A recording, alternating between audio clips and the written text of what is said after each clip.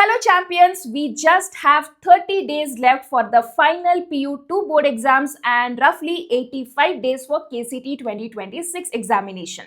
Now we all know that to get a top 1000 rank in KCT, you need to perform well both in your PU2 boards as well as in KCT 2026 exam. And handling and preparing both of these exams simultaneously is a really tough task. But my dear children, please don't worry because in this video, I am going to share a detailed strategy on how to prepare for both the exams simultaneously, who should prepare, what are the resources, what should be your daily study routine, and so on and so on. So if you are an aspirant of PU2 and KCT 2026 and want to see yourself in the top 1000 rank, then do not miss this video. Watch it till the end because after watching this, you will have a clarity about your preparation strategy. So let's get started and see what we have in today's video. So first of all, we will discuss about very important question: who should prepare for both KCT and PU2? Okay. Next, we'll talk about the resources for KCT and PU2. What should be your daily study routine? How to solve PYQs and how to write the model question paper. Okay. So let's get started. So children, first of all, I know all of your pre-boards are over. If your pre-boards are over, then please analyze your pre-board marks. And if your pre-boards went well, or you have covered almost 80% syllabus of PU2, okay, then only you should prepare for KCT also at this point of time. Okay, please remember, analyze your physics, chemistry and maths mark. If you have completed 80% syllabus, you have done well in your pre-boards, then only go for KCT preparation as well at this point of time. Okay. Otherwise, if not, then focus only on PU2. Okay, this is very important. Please do not, if you have not done well in your pre-boards, if your 80% syllabus is not completed, do not run in the race. Everybody have their own journey, right? So you don't think that, okay, they are preparing for KCT, I should also prepare. It is not like that. Okay, you should focus only on PU2. Remember, getting at least 290 plus in PCM in your PU2 is very important to get a top rank in KCT. So if your 80% syllabus is not done, please come back and just prepare your PU2. Now let me know in the comment section whether you belong to case 1 or case 2. Okay, please let me know so that I can have a clarity that my students are now are in which phase and I can make videos accordingly to help you. Now, if you are in this case, okay, so your focus should be on PU2, and I have made a detailed video about 30-day strategy, how you can get from 59 to 95%, what should be your daily routine, how you should be studying. So everything is explained in this video, so please watch this and then start your preparation. Now we will discuss in this video more about this particular category of students whose 80% syllabus is done and how you should be preparing for your KCT as well as PU2 simultaneously. So let us first now look at, okay, before moving ahead, just want to ensure that at this point of time, many of you are in a very stressed panic situation, and this is very common because exams are very near, right? Some of your preparation is done but you are not knowing how to revise, some of you have not started, some of you don't know, somewhere you are stuck. So you need a proper guidance, a right strategy, a day wise plan, everything, a guidance is needed at this point of time. So to help you with this, I have started this one-to-one mentorship session. Okay, here I'll be helping you with a personalized study plan, subject wise strategies, and clear all your doubts including chemistry academic doubts. So if you want to have this one-to-one mentorship session with me, the link is there in the description section. Please go there and book the session. And till now, almost we have already sessioned so many students and they have really been benefited with this. So please take an opportunity of this, take an advantage of this. The link is there in the description section, and I can guarantee you that after completing this session, you will have 100% clarity about what you need to focus, how you need to study, what should be your targets, what should be your deadlines. Everything will be crystal clear. Okay, so please definitely give it a try. Now moving ahead with the resources for KCT and PU2. Okay, there are different resources. So like some are overlapping, some are different. So see, for KCT and PU2, you need first NCERT book for concept understanding. Next, you need short notes for both for revision. In KCT, after that, you need chapter-wise PYQs book. You can take any book. There are two main publications in the market. One is your Disha publication and the other one is MTG. Okay, if you take these two, that is fine. Any one of this you can take for PYQs. And after that, very important, you need to have is an error notebook where you have written all your mistakes. These are those things where you have done mistakes, your weakness. A list of your weakness should be there so that you can revise and strengthen it. Now coming to the PU2 syllabus, here we have NCERT short notes for revision. Then you need to have chapter wise PYQs. For this, I can recommend you can have any book, but which I have personally seen is Oshwal or Jivit. Okay, these two books have given PYQs in a very good way. Other books might be there, but this is what I have seen. Okay, next coming to question bank. So here also be very particular. Question bank is very important, and then your error notebook for PU2 as well. Okay, so please make sure that before starting this plan, before understanding, you should have these resources ready with you. Okay, question bank, and here I will add one more thing: question bank and model question papers. Okay, this is important. So now let's talk about your daily study routine. Okay, so till February, I think till 25th of February or till 20th of February, you should be studying for both KCT and PU2. After that, complete shift should be there for PU2, and after March 17, the complete shift should go for KCT. So you just have this 20 days to use it judiciously for both KCT and PU2. So now the students might, I have interacted with so many students in the mentorship session also, and I have found that some students are having now preparatory leave, whereas some students are still having colleges. Okay, so I'll be giving plan for both category, and here also you can let me know in the comment section whether you are having leave or you are having college till now. Okay, so those students who are having preparatory leave, I recommend you can definitely go for 8 to 9 hours of self study with proper breaks. Okay, so here is a plan. I'll tell you, this plan is just to give an idea how to distribute your time, but you can definitely make your own subjects. You can select according to your strength and weakness, but I generally have an idea that students mostly find difficult in maths, and then comes physics, and chemistry is almost easy for maximum of the students. Okay, so based on that assumption, I have made this plan. So morning 8 to 10 hours. Okay, sorry, morning 8 a.m. to 10 a.m. you can definitely prepare KCT PYQs maths. Okay, and this is from your PU2 chapters only. Don't go for any PU1 chapter right now, only PU2. High weightage PU2 chapters solve the PYQs.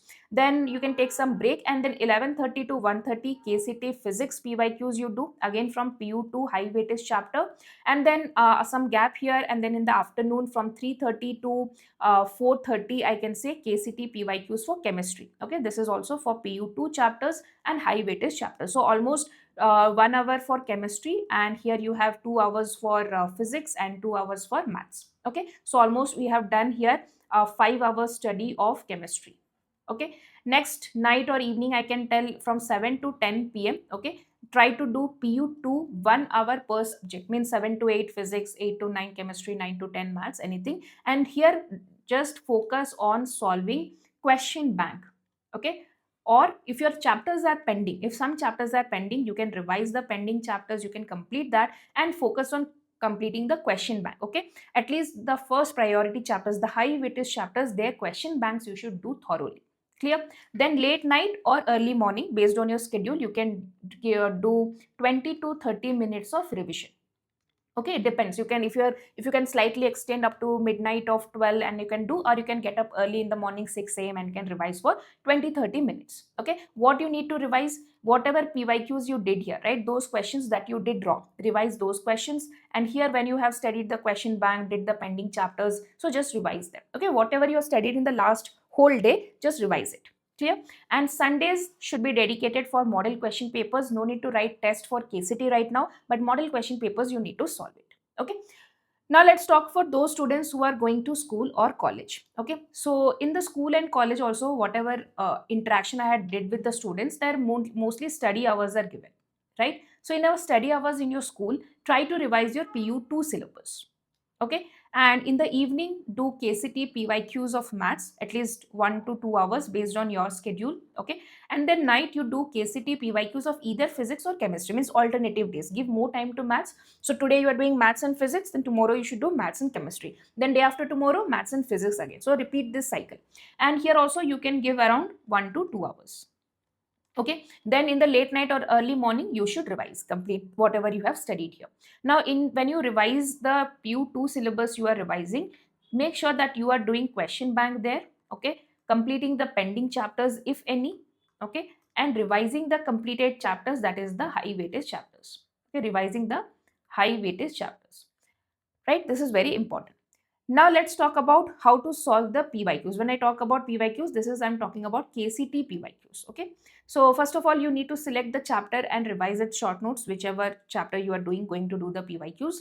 After that, set a timer. Okay. You don't have to like do like 20 questions in 30 minutes, not like that. Just put the timer on and start solving questions. Okay.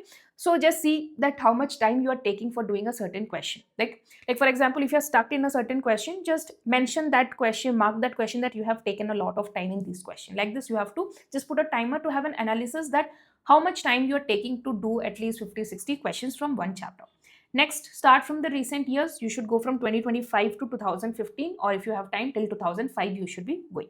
Next, analyze and note down the wrong questions in your error notebook. Now, let me tell you that this is the most important step, and how to make your error notebook, that also I'll tell you. After that, when you do revision, so modify your short notes. So if you find that certain formulas which you haven't revised, from that also questions are coming. Okay, so in this your short notes, just add those important extra concepts, and then you also need to revise that, modify the short notes and then revise it. Okay, now I'll tell you how to maintain this error notebook. So please have a, I'll say, a dedicated notebook. You need to have a dedicated notebook for your error analysis. Okay, and that you should have, first thing you should mention is the date, which chapter PYQs you are doing. Score also you need to allot yourself. Okay, so the marking scheme you need to follow: +1 for correct, 0 for wrong or negative, like wrong for unattempted questions. So whatever is the total number of questions, every chapter will have different, so the total marks will vary here: 50, 60, 70, 80, whatever it is. Get your score right down here and the time that you have taken to solve that entire paper. Okay, then after that, write down the wrong questions, in which year that question was asked, what was the reason for that, and this wrong question, and what was the correct solution for that. Okay, so like this, for every question you need to have this particular format for every chapter. So this will give you a clear idea that suppose in one chapter you're getting very less marks, or you can even calculate the percentage here. Okay, so very low percentage means that chapter is weak, you need to revise that chapter again, so that will have a clarity about your preparation. Okay, next, coming to how to solve the model question papers. This is model question papers is for our PU2 preparation. Okay, so at least one model question paper per subject you have to solve in phases. Okay, so from today to 10th of February, between that time, solve 3 model question papers, each of physics, chemistry and maths. Okay, take your time whenever you are getting, any Sunday, Saturday, morning, evening, whichever time you are getting time, please solve at least one model question papers within this deadline. Okay, next, 11th to 21st of February, solve the second model question papers. Okay, MQP2 here, MQP1 here. Next, 22nd to 25th of February, between that, solve the third model question paper again for PCM. Okay, I'm focusing more on PCM because that is required for KCT rank. Yes, you can solve other subjects, Kannada, English, Bio or CS also. You can solve it based on your time. Okay, next, solve in exam conditions. This is very important. Make sure that you are writing in the answer sheet. Okay, a particular answer sheet you are using, and you are sitting for 3 hours and then solving the paper. Then analyze question by question. This is very important. You can check the questions what you have written, you check the book, and each question should be checked thoroughly, and whatever is your weak areas, you need to revise that. Okay, okay, so that's all in this video. Once again, I just want to remind you that, my dear children, this period is a period of panic, tension, and something that you need is mental strength more than your physical strength. You should be mentally very strong. You should have clarity, 100% clarity, that what I need to do at this point of time, from which resources I need to do, what are the things that I have to complete. Okay, if you are confused between I'm studying this, you are studying this one, that one, then nothing will get completed. So you need to have a proper clarity, proper plan for this, and to help you with this, to mentor you in this toughest period one of a student's life, I have started this one-to-one mentorship session. The link is there in the description section. You can definitely go and register yourself and can have a one-to-one session with me, where we can have I can say a lot of discussion about your problems. Okay, so with this, I'll be ending up this video. But once again, I just want to tell you that please don't follow the crowd. Okay, understand your situation, your status. If you have completed 80% syllabus, then only go for KCT's preparation with PU2. Otherwise, just focus on PU2. If you are just following the crowd and completing your KCT syllabus, also you're trying to do, PU2 also is not done, then you will not end up either in doing good in PU2 or in KCT. I can guarantee you that. So please understand this, believe in me that if you do your PU2 well, you will have time for KCT. Do not worry, you don't have to rush at this point of time. Just focus on PU2 if your syllabus is not yet completed. Okay, try to do the maximum of the syllabus, do smart preparation. For that also I have made already 30-day strategy video. Watch that and plan accordingly. Okay, if you have any other doubts, let me know in the comment section. I'll definitely clarify it. But my dear children, be very, very focused, and you should know what you want to do at this point of time, right? So thank you so much. All the best. Keep working, keep learning, and keep smiling.